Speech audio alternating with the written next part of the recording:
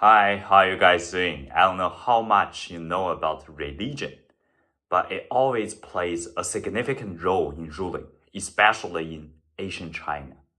Last time, we mentioned the Shang Dynasty stepped in prime with Wu Ding's lead.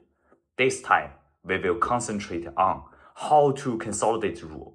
The answer is very simple: religion. The defining characteristic of Shang Dynasty was the profound integration of theocratic and royal authority. Religious sacrifice was not merely a spiritual activity, but a core component of the state's highest political system. Worship to ancestors, the veneration of celestial deities, and the practice of divination and sorcery collectively formed a comprehensive system of governance, deeply laying the foundations for the civilization of ritual that would shape later ages. This became extremely apparent after Wu Ding secured the rule. With everything becoming stable again, he knew people's greed. He must find a way to bind himself with the populace. Quickly, he realized the religion being the key. For this part, I want to emphasize that the religion had already existed. It wasn't invented by Wu Ding, just he utilized it so well that people believed he was the agent of deities, which further strengthened his rule. He also classified the belief system. I know it's a bit strange. In the populace opinion, the deities transcended them all. How dared Wu Ding to group the immortals? To be honest, at that point, the populace were a bit goofy. The pantheon of Shang Dynasty was characterized by a clear and rigorous hierarchy, structured into three tiers, descending from the supreme deity to ancestral deities and finally to nature deities. Authority, the scale of sacrificial rites, and the privilege of communication diminished at each successive level, directly serving the Shang king's theocratic rule. God is the supreme deity who governs heaven, earth, and all things. He possessed no specific human form, had no dedicated temples, did not directly accept sacrifices from mortals, and held sway over all fortune and misfortune. For all the important affairs like celestial and climatic phenomena, the outcomes of wars, agricultural harvests, the rise and fall of the nation's fortunes, epidemics, disasters, and every major issue concerning humanity had ultimately to be referred to God for guidance. Since the supreme deity didn't accept mortals, ordinary people, minor nobles, and even ministers could not directly seek blessings or divination from God. Only the deceased king could ascend to the celestial realm to serve at the side of the supreme deity and act as intermediaries between the human world and the divine. This formed the core basis for Shang royal clan's monopoly on divine authority. Only the ancestors of the Shang kings could communicate with heaven, rendering the royal power inherently unique.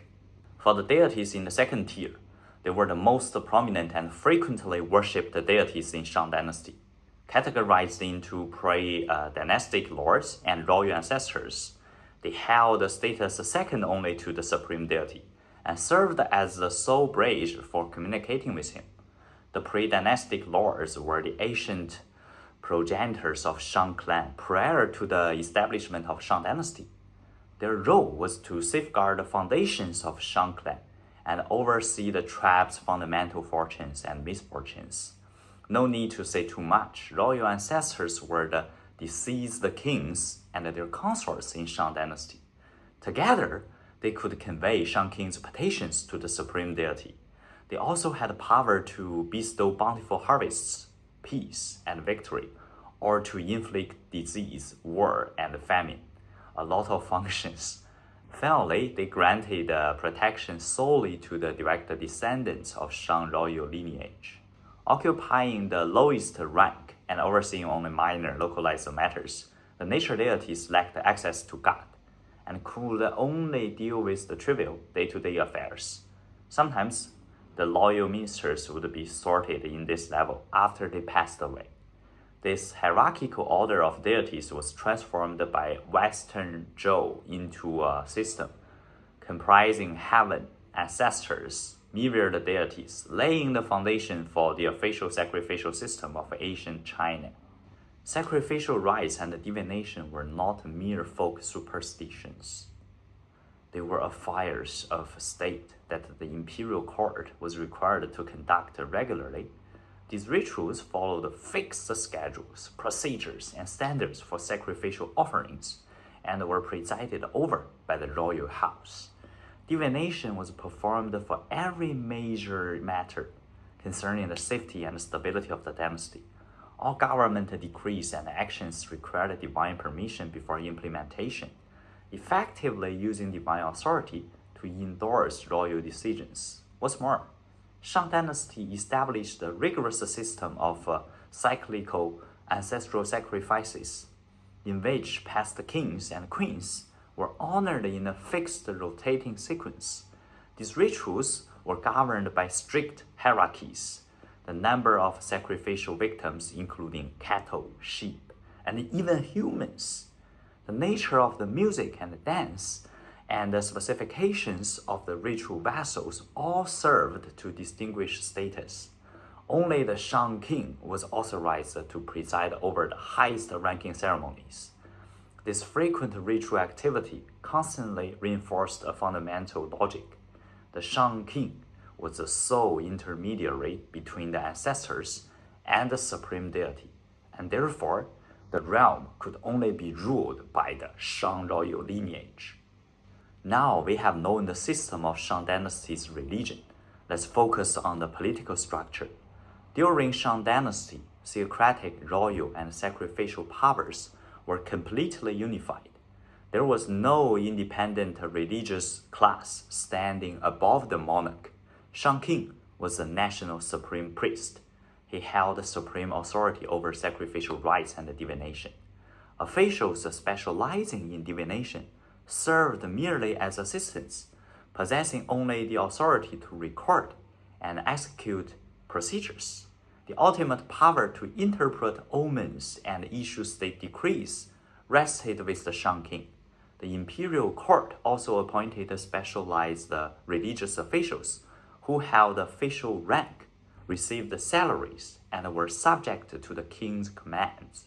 Religious institutions were part of the state administrative system rather than independent churches. State and religion were inextricably linked. In the populace eyes, the protection of Shang king by heaven and the royal ancestors was a prerequisite for stability across the realm. If the monarch failed to reverence the spirits or neglect sacrificial rites, it would bring down the calamities of war, drought, and the ruin of the state. The obedience of the common people and the nobility to the Shang king was a submission to the will of the supreme deity and the ancestors. The monarch's legitimacy to rule derived entirely from religion. Now let's see something cruel, the sacrificial rites.